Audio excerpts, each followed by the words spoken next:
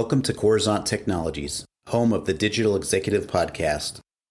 Welcome to the Digital Executive. Today's guest is Laura Freeman. Laura Freeman joined Schnucks Markets in early 2016 as Chief People Officer, leading the human resources area, which includes HR services for all 15,000 plus teammates. Laura is a member of the company's senior management team, reporting directly to Todd Schnuck, Chairman and CEO. Laura came to Schnucks Markets with more than 30 years of experience in human resources, talent management, and organizational development from her work with Fortune 500 companies. Her expertise includes developing and implementing HR strategies that support business plans as well as operational objectives. Well, good afternoon, Laura. Welcome to the show. Good afternoon. Happy to be here.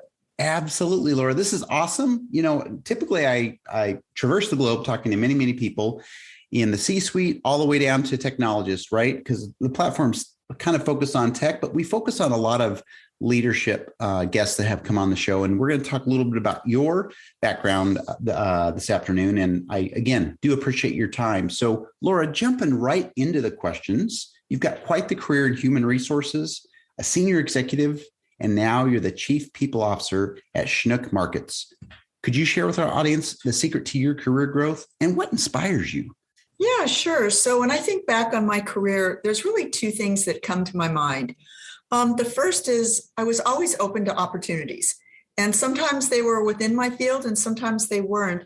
And I always said, what can I learn from this opportunity and what can I take with me, kind of to go along to get to some of my end goals that I really wanted. And I just rarely said no to anything that was put in front of me. Sometimes it was challenges that I found out at the end I really appreciated. The second is always to keep learning. Spend time talking to people outside of just your normal area of influence and really get to learn other areas, whether it's in a business or other things.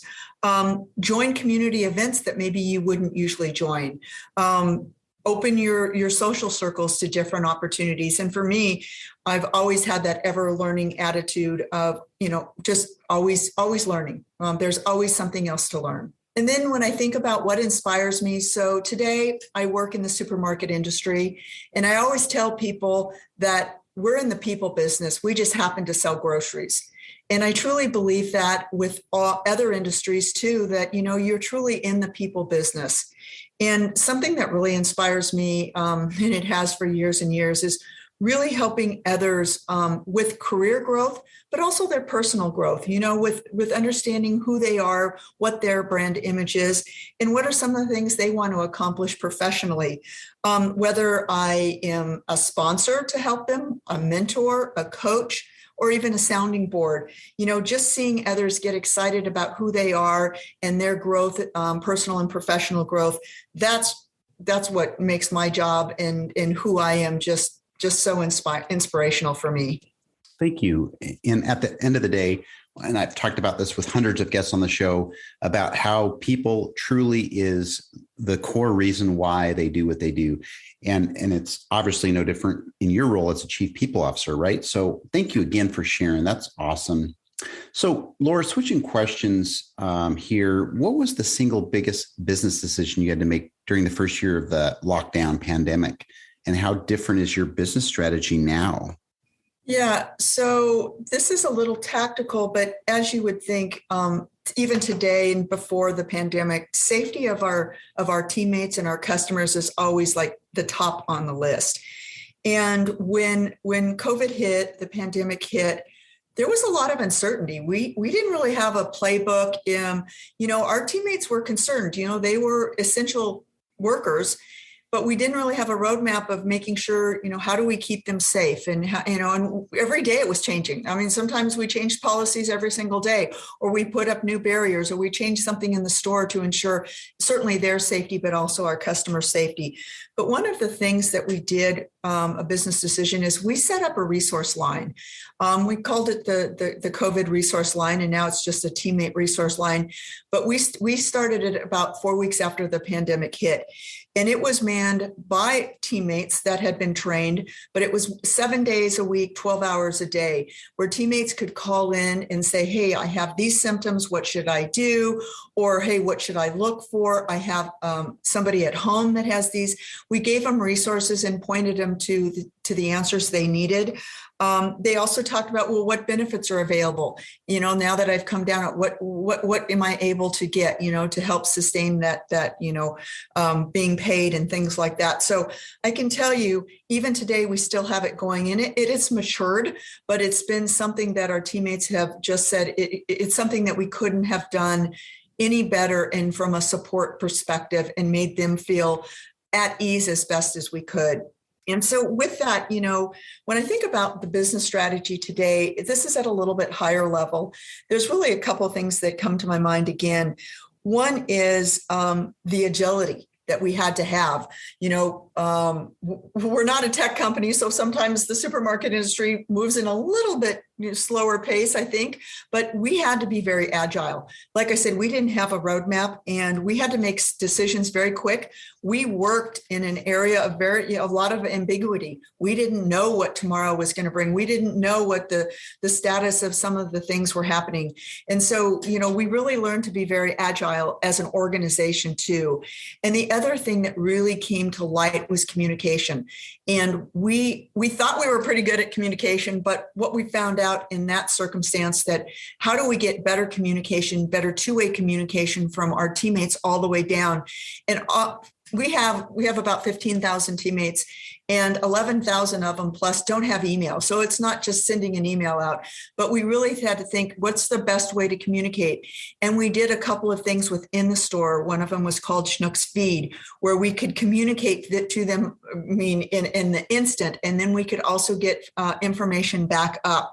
We also did what we called the bridge, where we were able to tap into some of our other platforms that we had, that we could get feedback from our teammates and also send there. So I think really being much more agile than we'd ever been before, but even understanding how important communication was and where we lacked on that two-way communication. And for that, we're much better as an organization today.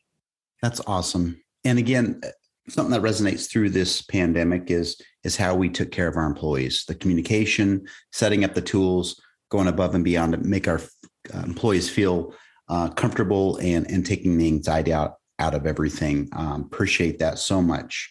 So Laura, we're a technology platform here. Are you leveraging any new or emerging technologies within your organization?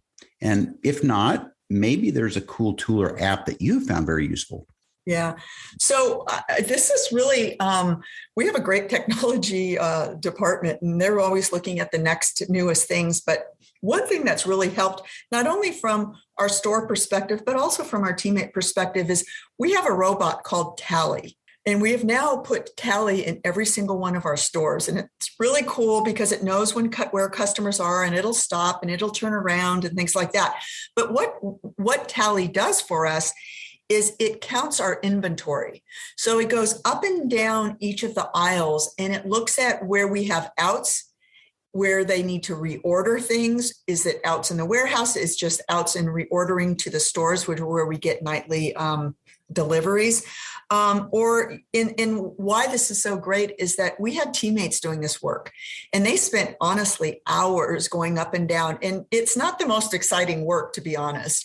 And so when our teammates were super happy because they're like, wow, I don't have to do that, they're doing things now that are much more customer focused and more customer interaction too.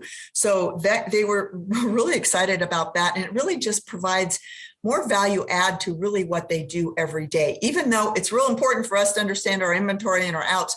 But now having Tally do that, it's just freed our teammates up to do things that are much more engaging for them. The other technology, I guess, that we're using, and this was really brought on for our customers, and it's called the Schnuck Reward app. And certainly most retail organizations have a reward app.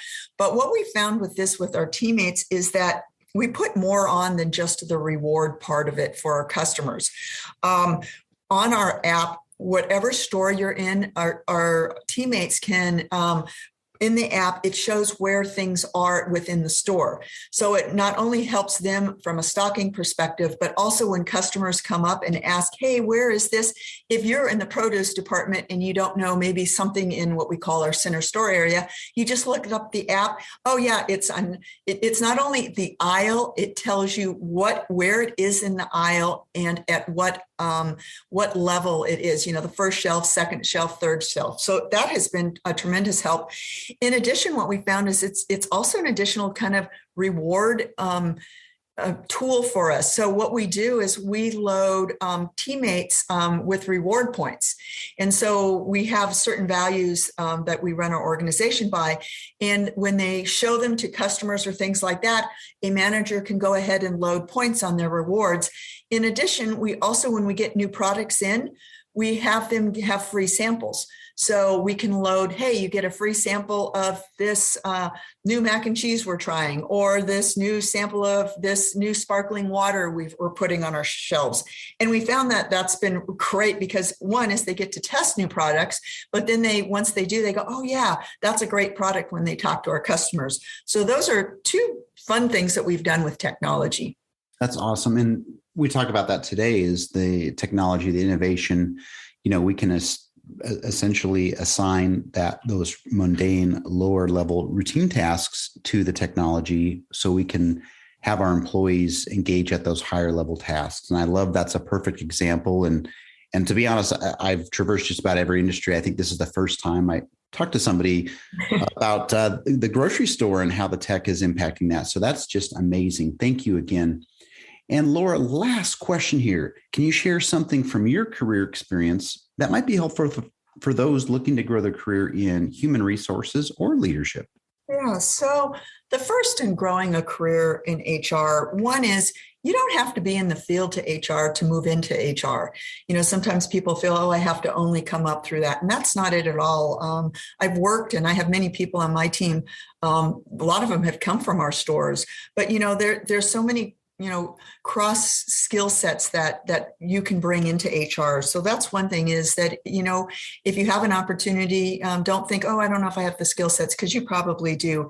The other is there's lots of different areas within HR. We have talent acquisition, we have total rewards, we have talent development.